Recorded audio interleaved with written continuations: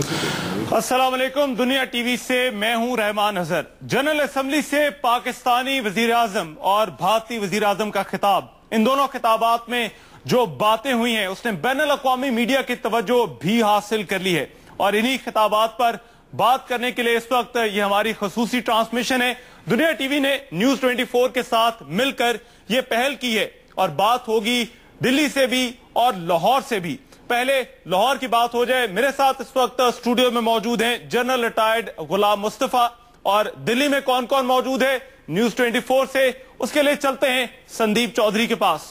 शुक्रिया रहमान। नमस्कार, मैं हूं संदीप चौधरी। ये दुनिया टीवी और न्यूज 24 दो बड़े नेशनल न्यूज चैनल्स हिंदुस्तान और पाकिस्तान के उनका साझा कार्यक्रम है। शुक्रवार को पाकिस्तान के वजीर आजम नवाज शरीफ ने जनमत संग्रह का मुद्दा उठाया कश्मीर के मुताल्लिक, तो शनिवार को प्रधानमंत्री नरेंद्र मोदी ने करारा जवाब भी दिया। उन्होंने क्या कुछ कहा आतंकवाद को लेकर और साथ ही साथ कश्मीर के बारे में उनका रुख और रवैया क्या होगा, मैं भारत सरकार की बात कर रहा हूं, ये सुनते हैं। मैं पाकिस्तान से मित्रता और सहयोग बढ़ाने के लिए पूरी गंभीरता से शांतिपूर्ण वातावरण में बिना आतंक के साये के साथ द्विपक्षीय वार्ता करना चाहता हूं, लेकिन पाकिस्तान का भी यह दायित्व है कि उपयुक्त वातावरण बनाए और गंभीरता से द्विपक्षीय बातचीत के लिए सामने आए। और इस मंच पर बात उठाने से समाधान के प्रयास कितने सफल होंगे, इस पर कईयों को शक है। हमें देशों के बीच सार्थक संवाद एवं सहयोग सुनिश्चित करना है। हमारे प्रयासों का प्रारंभ यहीं संयुक्त राष्ट्र में होना चाहिए। और मेरे साथ तीन खास मेहमान दिल्ली स्टूडियो में मौजूद हैं। मेरे साथ हैं जनरल आर.के. मल्होत्रा, मेरे साथ हैं ब्रिगेडियर डॉक्टर बी.डी. मिश्रा और कर्नल अनिल कौल। रहमान, लेकिन पहला सवाल आप प्रतिक्रिया हिंदुस्तान की लेना चाहेंगे, इंडिया की लेना चाहेंगे, आप पूछिए। संदीप, मेरा सवाल जनरल रिटायर्ड आर.के. मल्होत्रा से है। जो आपने अभी नरेंद्र मोदी की बात सुनी और इससे पहले भारत का जो मौकिफ रहा है, मुज़ाकरात फॉरेन सेक्रेटरीज की सतह पर थे, इंडिया ने मंसूख किए, आज फिर वो आए और उन्होंने फिर से बात की कि वो तो मुज़ाकरात करना चाहते हैं। क्या ये डबल स्टैंडर्ड नहीं इंडिया के कि एक जानिब तो खुद मुज़ाकरात कैंसिल किए, दूसरी जानिब जो है वो खुद ही कह रहे हैं कि हाँ बात होनी चाहिए। मैं इसमें कोई डुप्लीकेशन नहीं समझता। बात करने के लिए कॉन्टेक्स्ट होना चाहिए और कॉन्टेक्स्ट, जैसे हमारे प्रधानमंत्री ने कहा है, कॉन्टेक्स्ट पीस का है, शांति का है। अगर वो कॉन्टेक्स्ट शांति का रहे जिसमें आतंकवाद ना हो तो बातचीत क्यों नहीं हो सकती। लेकिन आप क्या करते हैं, उस कॉन्टेक्स्ट को ही चेंज कर देते हैं। तो बातचीत की जब कॉन्टेक्स्ट ही खत्म हो जाएगी तो बातचीत का फायदा क्या। आपने पहले ही अपना रवैया सामने रख दिया तो उस रवैये के साथ क्या बात करेंगे। रहमान साहब, एक चीज मैं ऐड करना चाहूंगा और वो ये है कि जब बातचीत का दौर चल रहा था तो उसमें आप लोगों ने मैं रवैये की अगर आप बात करते हैं तो मैं यही भारत के रवैये की बात करना चाह रहा हूं ना। आपके हाई कमिश्नर ने एक ऐसा कदम उठाया जो कि भारत को या किसी देश को जो आत्मसम्मान या शांति के तरीके से कोई द्विपक्षीय वार्ता करना चाहता है उसको कभी नहीं मंजूर होगा। तो कारण तो आप बने उस बात को खत्म करने के लिए, और आज हमारे प्रधानमंत्री ने फिर भी वही इनिशिएटिव लिया है। तो ये तो एक बहुत ही अच्छा रवैया है एक आपके पड़ोसी देश का। दूसरी बात, ये मुलाकातें पहले भी होती रही थी, अगर पहले होती रही थी तो अब इन पर एतराज क्यों। थोड़ा फर्क आ गया है। अगर आपने थोड़ा सा ध्यान से देखा होगा, पिछले 3 महीने में एक नई सरकार आई है, एक नया नजरिया आया है और एक नई दिशा आई है। इसलिए ये फर्क आपको नजर आ रहा है। जो पिछले 10-15 साल में आपके साथ इतनी ज्यादा लिहाज की तरीके से बातें चलती रही हैं, उनका दौर खत्म हो गया है।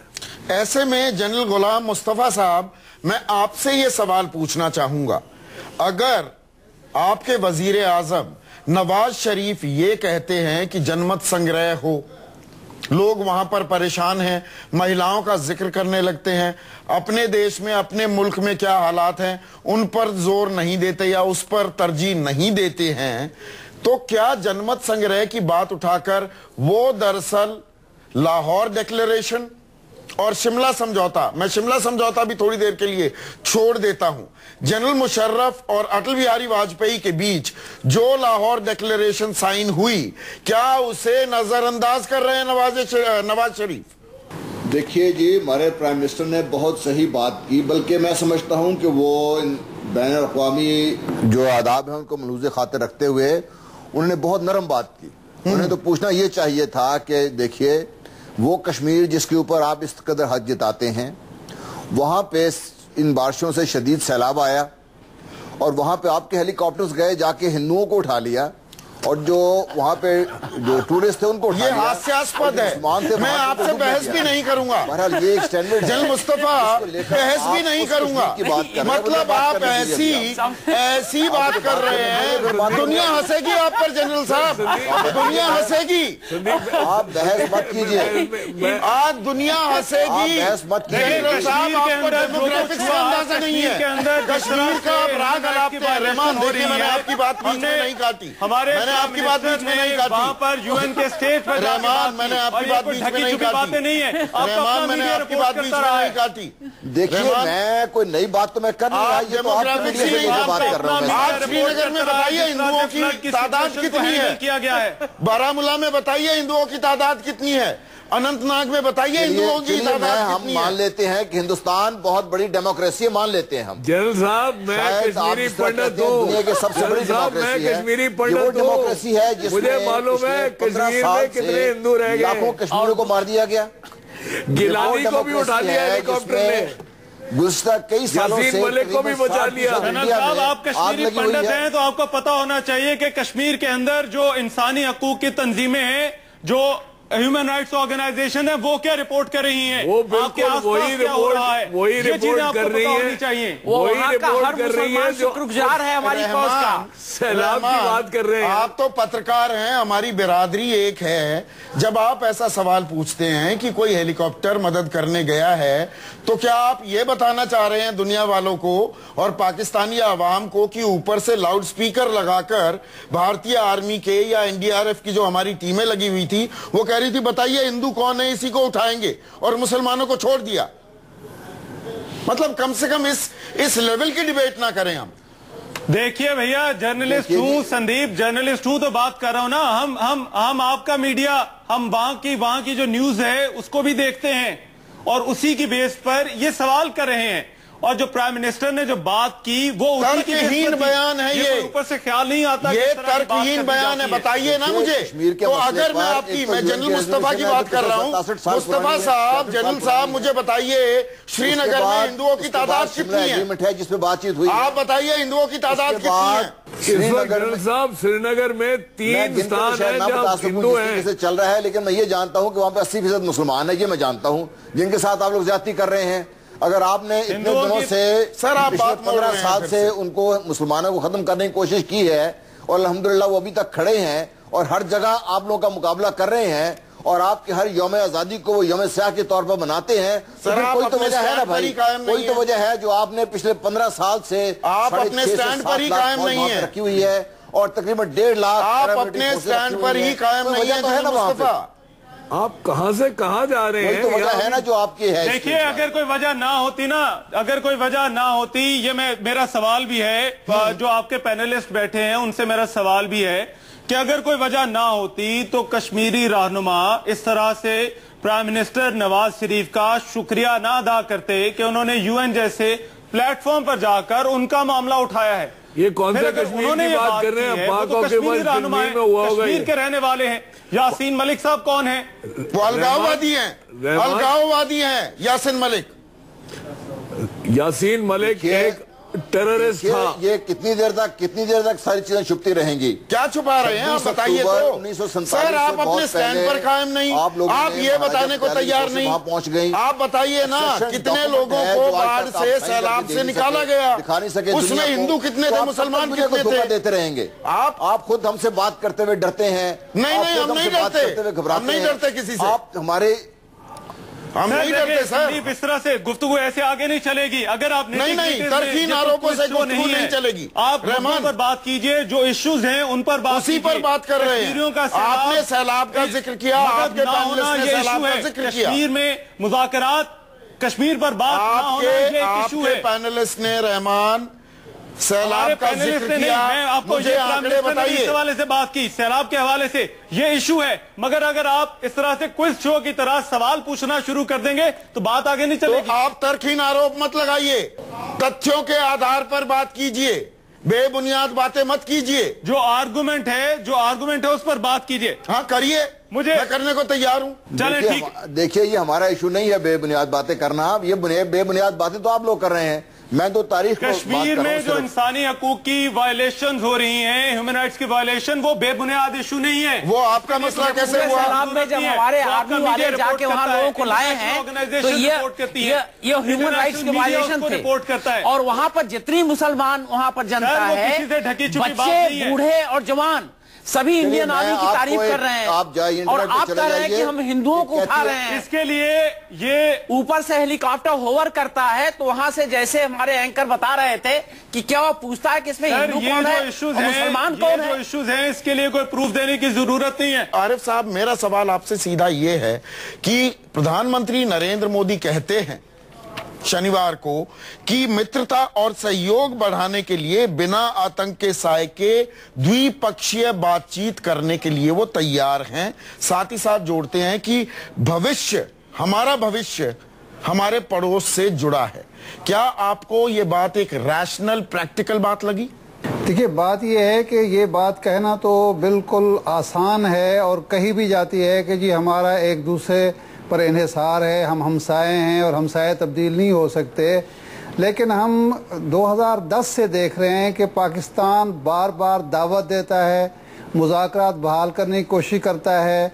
जो भी वज़ीर आज़म हो इंडिया का उसको दावत दी जाती है कि हमारे मुल्क में तशरीफ़ लाएं, लेकिन कोई भी वज़ीर आज़म खा मनमोहन सिंह साहब हूँ या नरेंद्र मोदी हूँ वो आने के लिए तैयार नहीं है। अगर इंडिया चाहता है कि पाकिस्तान और भारत के ताल्लुकात बेहतर हों, हम मिलजुल कर अपने मसाइल हल करें, तो फिर मुज़ाकरात की बहाली ज़रूरी होगी, गैर मशरूत बहाली। अच्छा, मैं अब आपके पैनल के लिए संदीप मेरा एक सवाल है। जो इरशाद आरिफ ने बात की कि मुज़ाकरात होने चाहिए, इस बात पर आपके वज़ीर आज़म भी एग्री करते हैं, पाकिस्तान के प्राइम मिनिस्टर भी एग्री करते हैं। बातचीत का जो आगाज है वो हुआ भी 1997 में, जो तय पाया था जिन 6 मुद्दों पर, जिन 6 इश्यूज पर बात होगी, उसमें कश्मीर भी शामिल था। आज कश्मीर वही इशू है जो कि यूएन में भी डिस्कस हो रहा है, मगर भारत की जानिब से सिर्फ एक बात पर कि कश्मीरियों के साथ मुलाकात क्यों की गई, ये पूरा प्रोसेस जो है वो रोक दिया गया। आपका पैनल कोई भी जवाब देना चाहे, मुझे ये बताए कि जब तय हो चुका कि ये मामला है, सब जानते हैं कि ये मामला है, ये मसला है, फिर इस पर बात करने से भागना क्यों? Colonel call. और कश्मीरियों से मुलाकात कोई पहली दफा तो नहीं हुई, पहले भी होती रही है। देखिए, कश्मीरियों से मुलाकात जो आपको पहले इजाजत थी करने के लिए, उस पे पाबंदी लगाई गई भारत सरकार ने। उन्होंने कहा मत इनसे बात कीजिए, क्योंकि वो एक सेपरेटिस्ट है, अलगाववादी है। वो दरअसल कश्मीरी हम कहें तो गलत है, वो अलगाववादी है। दूसरी बात, अगर आपने बात ही करनी थी तो जो रिप्रेजेंटेटिव्स हैं पूरे स्टेट के, उनसे बात करिए। कोई इन्होंने ठेका ले रखा है जम्मू एंड कश्मीर का कि इन्हीं से बात होगी? आप राइट, मैं मेरी बात तो पूरी सुन लो रहमान, मेरी बात तो पूरी सुन लो। जो रिजर्वेशन है जो यहाँ पर बात की जाती है वो क्या है? मैं वही, आपने एक आपने हिस्टोरिकल पर्सपेक्टिव दिया है कि 1997 से ये बात चली आ रही है, और क्यों ये बात बार बार लुढ़क जाती है। वजह इसकी है कि आप ऐसी हरकतें करते हैं जिसकी वजह से ये बातचीत रोकनी पड़ती है। जनरल साहब एक चीज समझाइए, और इरशाद आरिफ साहब मैं आपसे मुखातिब हूँ। आरिफ साहब एक बात समझाइए, ये जो राग अलाप रहे हैं कि भाई हुर्रियत से बात करनी है, उस हुर्रियत ने आज तक कोई चुनाव नहीं लड़ा। क्यों कर गई? आज तक एक चुनाव नहीं लड़ा। आप उनसे बात करने पर इतने इंटरेस्टेड क्यों हो जाते हैं? नहीं देखिए भाई, वो कैसे लड़ेंगे चुनाव जब वो हम लोगों को मानते ही नहीं है। देखिए ये तनाज़ा ही वो चुनाव लड़ने को तैयार ही नहीं है, उनकी हिम्मत ही नहीं है लड़ने के लिए, क्योंकि उनको सपोर्ट नहीं है। इंतखाबात कराए, हुर्रियत ने सपोर्ट के अलावा उसका बायकाट किया। इससे पहले अली गिलानी और ये लोग इलेक्शन लड़ा करते थे। पाकिस्तान देखिए, पाकिस्तान ने महबूबा मुफ्ती को बुलाया इस्लामाबाद, वो आई। इससे पहले जो उमर अब्दुल्ला के दादा थे वो पाकिस्तान आते रहे, शेख अब्दुल्ला, फारूक अब्दुल्ला से बात होती रही। ऐसा कभी नहीं हुआ कि पाकिस्तान ने इनकार किया हो। ये आपकी तरफ से, अच्छा हुर्रियत कॉन्फ्रेंस से पहली दफा बात हुई है क्या? 3 साल पहले तक, 4 साल पहले तक, 5 साल पहले तक इसी यासीन मलिक से, इसी अली गिलानी से, मीर वाइस से हमारी मुलाकातें नहीं होती थी। ये पाकिस्तान नहीं आते थे, तो आफत क्या आ गई? जो भी हमारा सरबराह आफत क्या आ गई? उसने इनसे मुलाकात की। आपको नहीं क्या आफत आ गई? मना किया तो वही हमलों के बाद आपने ये सारा काम शुरू किया है। क्या आ गई? आरिफ साहब, अरे आप तो खबर नवीस हैं। आरिफ साहब ये बताइए आफत क्या आ गई? खबर नवीस के तौर पर मैं बात कर रहा हूँ ना कि कल तक यही लोग जो थे इनसे हम बात भी करते थे और हमने तो कभी इनकार ही नहीं किया। ना हम फारूक अब्दुल्ला से मिलने से कभी घबराए हैं, ना हम गुलाम नबी आजाद से मिलने से घबराए हैं। हम तो कभी नहीं घबराते। आपका ही ये मसला बन गया है कि आप मुज़ाकरात बहाल करना ही नहीं चाहते। दोनों देशों के दरमियान जो बातचीत का अमल है उसे आगे किस तरह से बढ़ाना है, ये दोनों की पॉलिटिकल लीडरशिप को सोचना है, और इस अमल को आगे जारी किस तरह से रखना है ये सोचना है, ना कि ये किया जाए कि इसको तोड़ना किस तरह है। इसी के साथ मेजबान रहमान अजहर को लाहौर से इजाजत दीजिए।